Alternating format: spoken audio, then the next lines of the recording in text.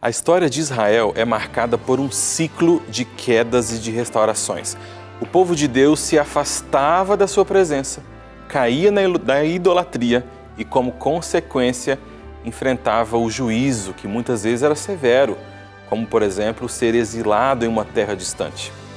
Mas sempre havia um momento de arrependimento genuíno e Deus, na sua misericórdia, restaurava o seu povo. Isso acontece repetidamente na história do povo de Israel no Antigo Testamento. Muitas vezes, nós também passamos por momentos difíceis. Às vezes, nós nos afastamos de Deus ou sentimos que Ele está distante de nós. Assim como o povo de Israel, nós nos perguntamos, será que Deus ainda vai me ajudar? Será que Ele pode me perdoar? Talvez você tenha cometido erros ou esteja passando por uma crise em sua vida e você se sente um pouco perdido. Hoje nós vamos refletir sobre a soberania de Deus que age por trás daquilo que nós conseguimos enxergar, mesmo quando nós não vemos ou quando a gente não sente a sua presença. Ele está trabalhando para a restauração da minha e da sua vida. Nós vamos estudar isso por meio de um lamento de Jeremias e de uma parte da história de Esté. Fica com a gente porque começa agora o programa Adoração, o seu encontro com a Palavra de Deus.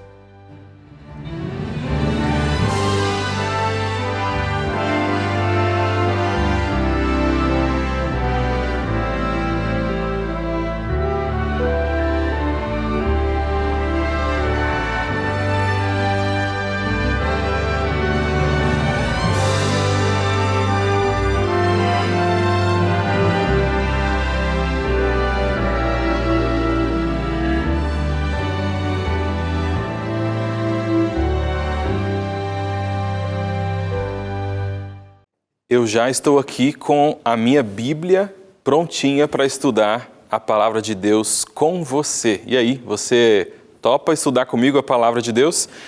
Topa você receber aquilo que Deus tem para te dar no dia de hoje?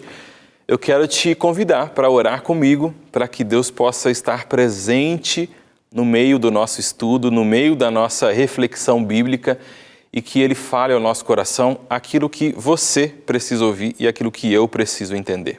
Ora comigo.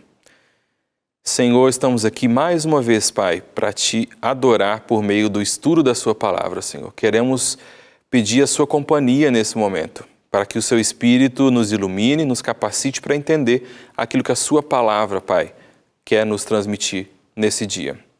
Que ela seja poderosa, como sempre, para produzir aquilo que nós precisamos, em nome de Jesus. Amém. Muito bem, hoje eu quero, como eu falei, estudar um pouquinho sobre um pedacinho, o lamento final, que está lá no livro de Lamentações, no último capítulo, capítulo 5. Quero te convidar para abrir a Bíblia nesse livro. Eu já trouxe aqui outras reflexões a respeito de lamentos bíblicos, né? E como os lamentos são modelos poderosos de relacionamento com Deus e de oração a Deus. E é nesse dia nós vamos estudar um pouquinho sobre isso, né? Refletindo aqui naquilo que nós encontramos na história do povo de Israel. Quero te convidar para ler comigo Lamentações de Jeremias. Esse é um livro que a gente nem sempre dá crédito para ele, né? Mas ele tem lições poderosas. Lamentações 5, no verso 21.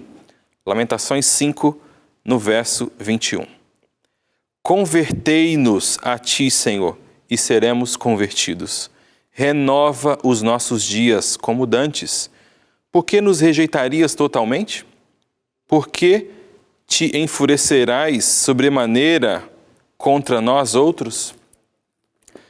Veja, nesse momento aqui do livro de Jeremias, nós temos o que nós chamamos de lamento bíblico, né?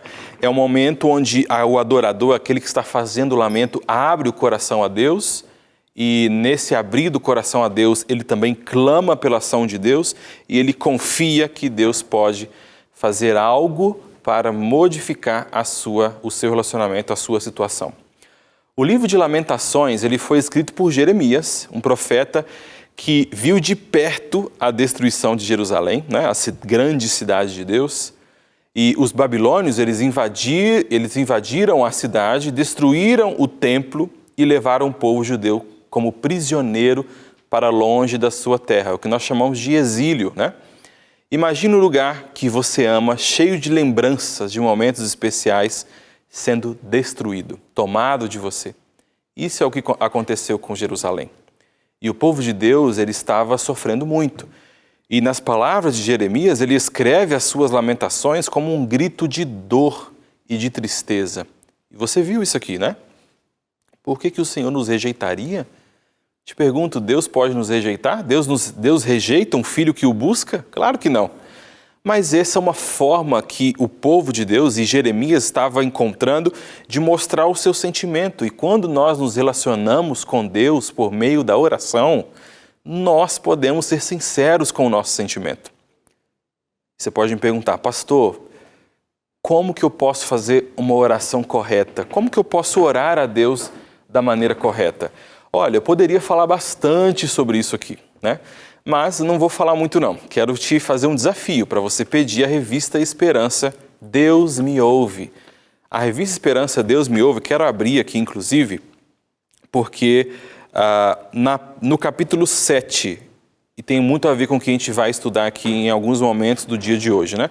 No capítulo 7, que está lá na página 49, se você tem a sua revista, você pode separar um momentinho depois do nosso programa, né, para estudar essa parte, vai falar um pouquinho sobre a oração e a vontade de Deus, a oração, a fé e a dependência de Deus.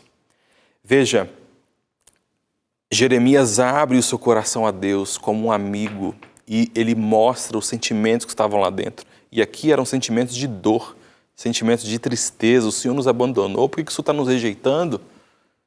Será que é certo orar dessa forma? Será que não seria uma forma de demonstrar falta de fé?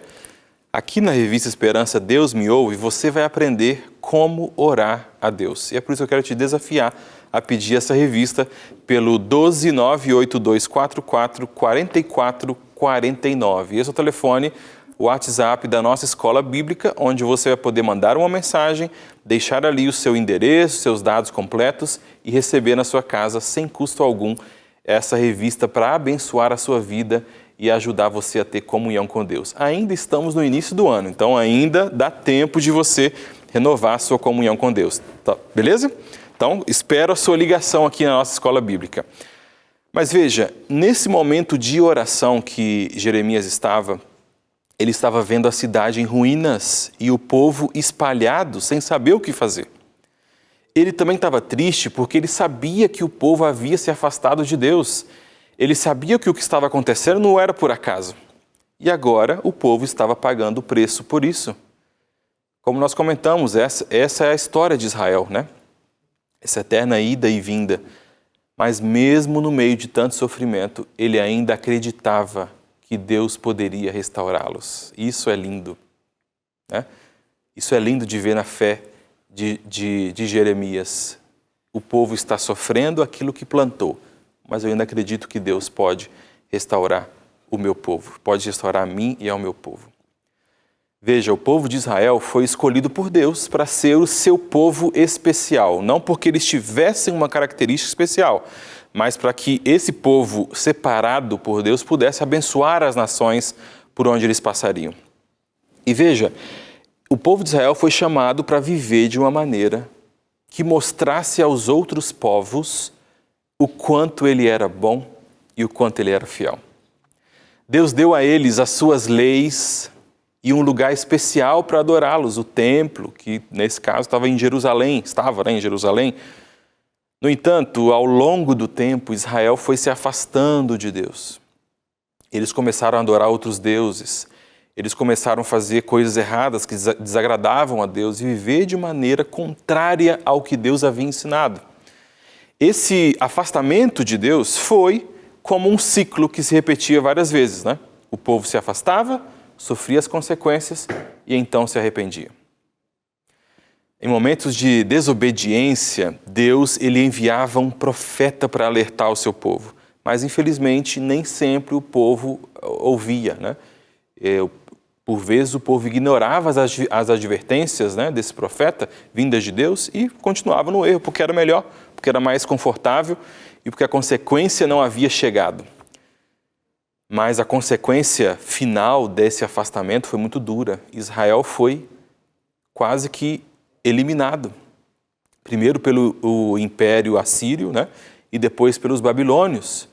E o povo foi levado como prisioneiro para as terras estrangeiras, uma terra distante. A gente tem salmos e salmos que foram escritos nessa época, né? Eles perderam a sua terra, a cidade de Jerusalém foi destruída, o templo também, que era o lugar onde eles se encontravam com Deus, foi queimado. Foi um momento de grande sofrimento, de humilhação para aquele povo, para o povo de Deus. Quando o povo se viu longe das suas terras, né, e sem o templo, eles se perguntavam: será que Deus ainda vai cuidar de nós, mesmo em terras estrangeiras? Será que Ele ainda vai nos perdoar e nos trazer de volta? Jeremias, aqui o profeta, ele expressa esse sofrimento no livro das Lamentações, né? O povo estava triste, quebrantado, e o povo se sentia perdido. Eles estavam enfrentando a dor de ter se afastado de Deus. E agora estavam colhendo essas consequências da sua escolha. No lamento aqui de Jeremias, em Lamentações 5:21, ele faz uma pergunta que era, assim, uma angústia que permeava o coração do povo de Israel. Será que Deus ainda restaurará o seu povo?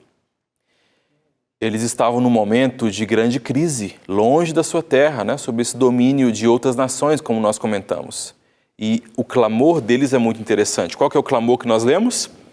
Converte-nos a ti e seremos convertidos. Esse é o clamor de um povo que queria voltar à presença de Deus. E esse pedido ele é muito interessante, porque nós sabemos que Deus sempre dá o primeiro passo para a nossa salvação. Mas aqui o povo está olhando para Deus e fala assim: nos converta. Pegue a gente e mude de direção. É muito interessante esse pedido, porque em alguns momentos da nossa caminhada cristã, nós estamos tão sem forças que nós precisamos de uma força externa para nos capacitar a tomar as decisões que nós precisamos. E é isso que o povo está pedindo. Senhor, nos converte e a gente vai ser convertido, né? O que ele diz mais? Renova os nossos dias como antigamente. Quando nós nos arrependemos, né, de verdade, Deus sempre está pronto para nos restaurar e para nos dar uma nova chance. Quando o povo se arrependeu de verdade, Deus ouviu o seu clamor. Nós vamos encontrar isso nos capítulos, nos livros seguintes, inclusive. Isso porque o arrependimento genuíno, profundo, né, é sempre o primeiro passo para a restauração. Sempre. O povo clama, o povo esperneia, o povo desobedece, o povo se volta para Deus, mas sem o arrependimento genuíno não há uma restauração. Por quê? Porque o arrependimento promove reflexão no nosso coração. Quando eu digo estou com remorso, eu estou arrependido daquilo que aconteceu por conta do meu erro, né? É diferente.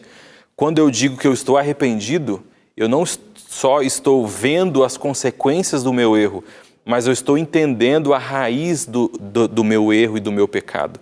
E quando eu me arrependo, Deus pode me converter. O que é converter? O que é conversão? Eu estou nessa direção e eu mudo de direção. E isso só pode ser feito, precisa da minha decisão, mas só pode ser feito por intermédio de Deus. No caso de Israel, Deus não abandonou esse povo. Ele guiou eles para a reconstrução da cidade de Jerusalém e para o retorno à sua presença. É por isso que o arrependimento, como a gente viu lá aqui no livro de Lamentações, né, é mais do que pedir perdão. É um reconhecimento de que fomos para longe de Deus e agora nós queremos voltar para perto de Deus. É como um filho, né, que depois de se afastar de casa, volta para os braços do pai pedindo perdão e buscando o recomeço, como é o caso do filho pródigo. Deus está sempre pronto para restaurar aqueles que se arrependem, meus amigos. Mas esse arrependimento tem que ser de coração. Precisa ser de fato um arrependimento, não pode ser um remorso. Mesmo que o remorso seja o passo inicial para que o seu coração comece a pensar naquilo que você fez ou no caminho que você andou. Da mesma forma que Israel passou por esses momentos difíceis, né, por conta do seu afastamento de Deus, nós também, muitas vezes, enfrentamos muitas dificuldades na nossa vida.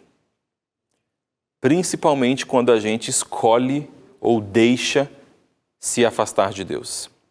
A diferença é que quando nós nos arrependemos e nos voltamos para Deus, Ele nos recebe com os braços abertos. Se você tem se afastado de Deus, esse é o momento para voltar. Esse é o momento para se derramar aos pés de Deus em oração, porque Deus oferece uma segunda chance, uma terceira, uma quarta. Ele sempre oferece o perdão. O que nós vemos no Antigo Testamento é esse ciclo, né? O povo se afasta, vai, volta, sofre as consequências.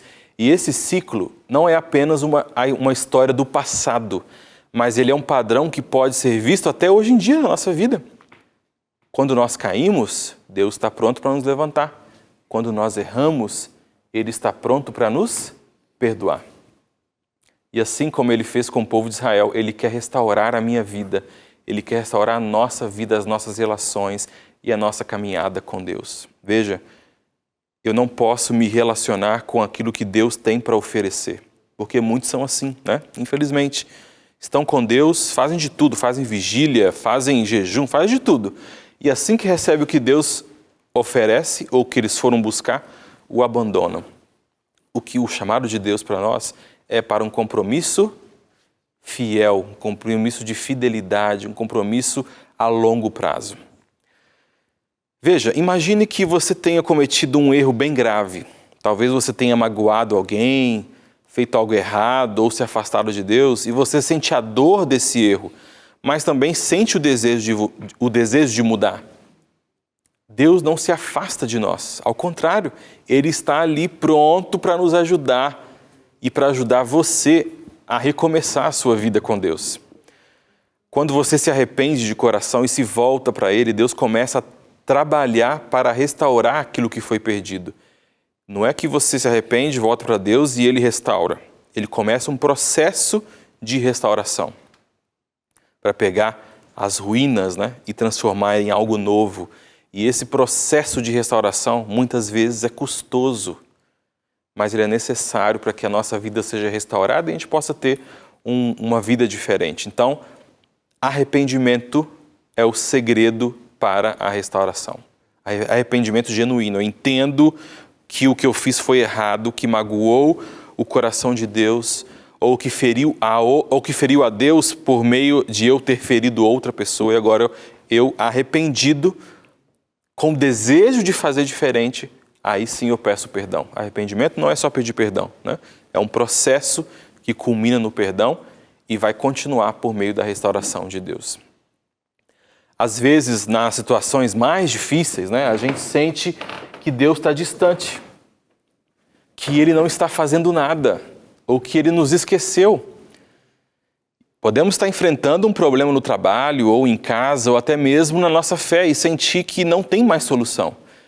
Mas o que aprendemos na Bíblia é que, mesmo quando não vemos Deus agindo de forma clara ou de forma visível, Ele está trabalhando nos bastidores.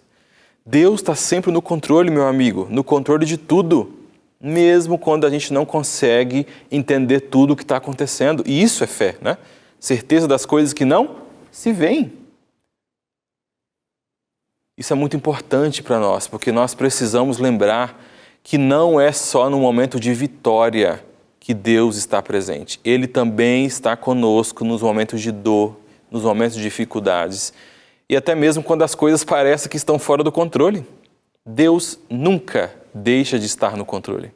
Mesmo quando as circunstâncias ao nosso redor estão caóticas.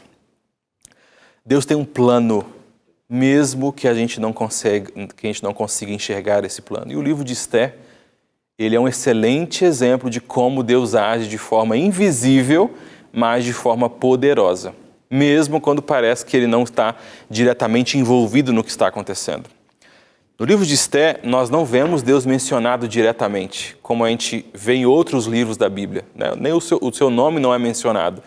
Mas a gente pode ver claramente a sua mão guiando e protegendo o seu povo em todo momento. Esther, uma jovem judia que, sem saber, foi colocada em uma posição única. Ela se tornou rainha da Pérsia. A sua posição de rainha não era um acaso Não era um sonho dela ter se tornado rainha, para ter os brilhos, a glória. Lembra que a sua antecessora foi deposta por não ter comparecido à presença do rei.